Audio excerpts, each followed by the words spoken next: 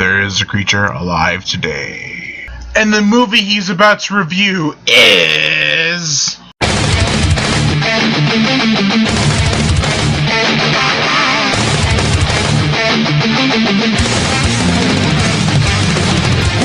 to the horror show. To realize there is nowhere to run. There's no game to try.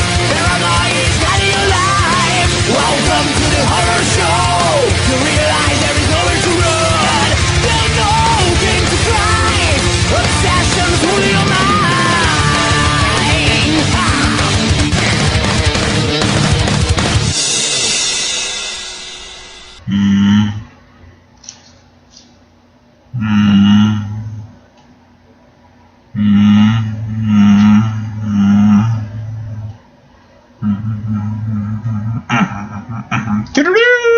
That's right, Jaws on DVD and Blu-ray/DVD from the 100th anniversary of Universal Pictures. Also, I am terribly sorry about the lack of reviews. My computer had another virus in it, and it stopped me from doing reviews for a little while.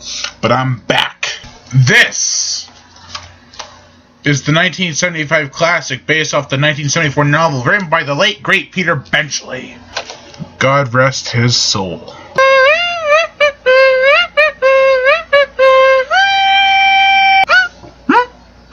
That's the wrong soundtrack, damn it.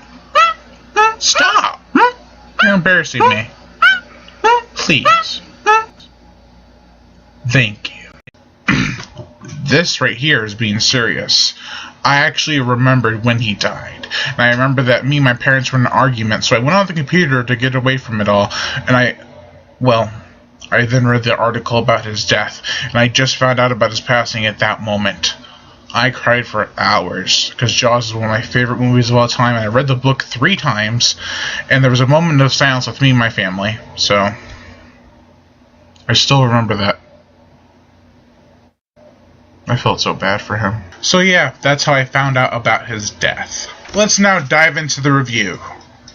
There's been a lot said about Jaws, so much now that a lot of it's common knowledge. And for this review, I will try to be as diverse as possible. Many fans of the movie know that the shark was named Bruce after Steven Spielberg's lawyer, and the shark did not work a lot, so I guess there might be some relevance. Which I actually find kind of funny, since he so eagerly served up his lawyer to a T-Rex in Jurassic Park nearly 20 years later.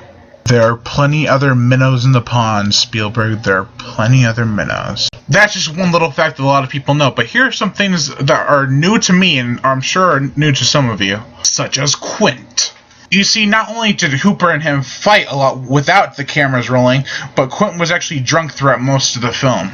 He was even drunk during the Indianapolis speech. And by the way, that is one of the most scariest parts in the movie for me. Even when I was a kid, that terrified me. I had no idea what they were talking about, but it scared the living crap out of me. I was 8 years old when I saw this. And when they were like, he found the baseball player in the water, I thought he was like, oh, I went to a game and found out the dead baseball player in the water. But it was funny because I had no idea what they were talking about. But then as time went on, I learned about the Indianapolis, and then I knew it was about the Indianapolis. One thing I found truly life-altering for the Quint character was that the next day after his speech, the Orca was in the beginning stages of sinking. And just for the heads up, the Orca is the name of the boat that they're hunting the shark on. It's a common fact, but some people might not know that. Anyways, in the Indianapolis speech, he mentions that he'll never put on a life jacket again.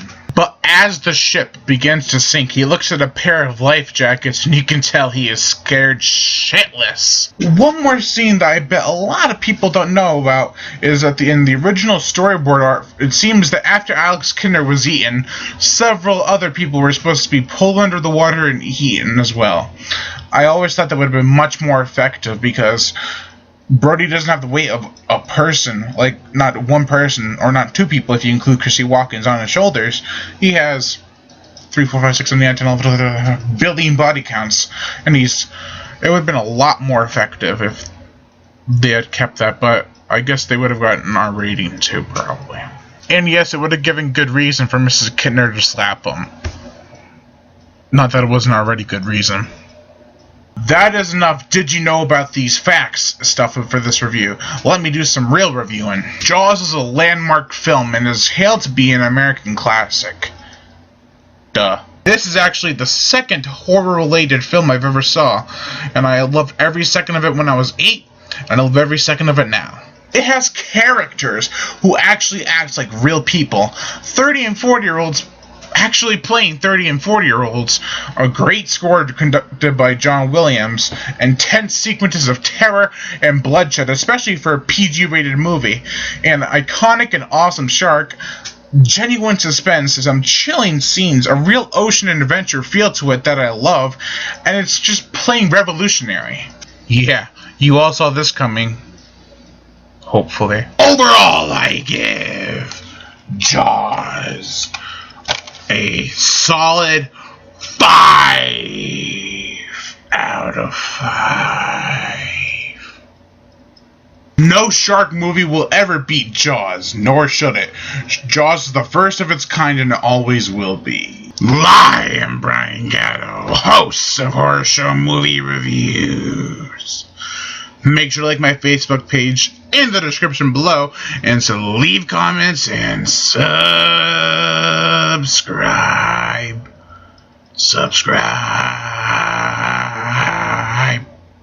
I'll stop.